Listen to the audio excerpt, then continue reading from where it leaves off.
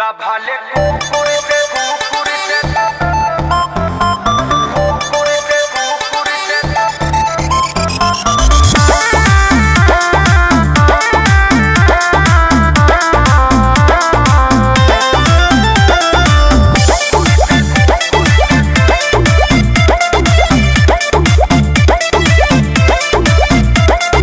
आजकल के लड़कों का यही है ट्रेंड, मोबाइल के जैसा बदलते गर्लफ्रेंड।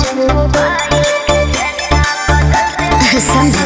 अरे आजकल के लड़कों का यही है ट्रेंड, मोबाइल के जैसा बदलते गर्लफ्रेंड।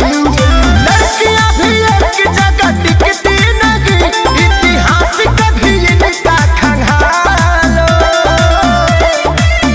भले बिच्छू से डंक मरवालो, क्या? बाकी लड़कियों का रोग नहीं पालो। अच्छा, भले बिच्छू से डंक मरवालो, बाकी लड़कियों का रोग नहीं पालो। ऐसा बात है क्या?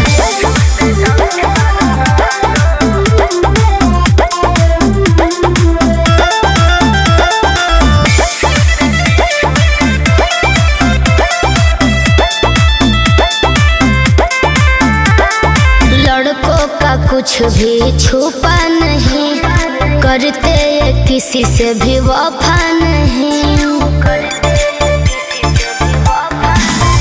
विश्वास का मर्डर नहीं करते हैं, है ना?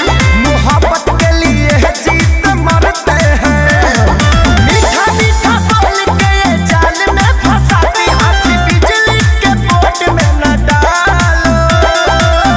क्या बोल जा रहे हैं? भले कुकुर से देह कटवा लो, अच्छा, बाकी लड़कियों का रोग नहीं पालो।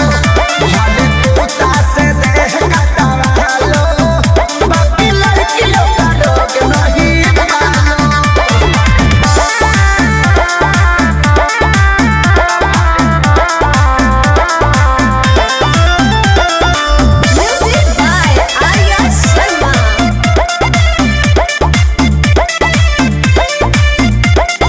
पर डे बदल कर ये मीटिंग करे, दो से चैटिंग करे तो दो से सेटिंग करे। उल्टा छोर कोतवाल को डांटे। वो खाई को विरासत में ही है नीला, सत्या सावरकर के सारी तो करता गीला। बचना है इनसे तो दिल के दरवाजे पे नो एंट्री का बोर्ड लगा लो। तब भले बानर से देह नोचा लो, बाकी लड़कियों का रोग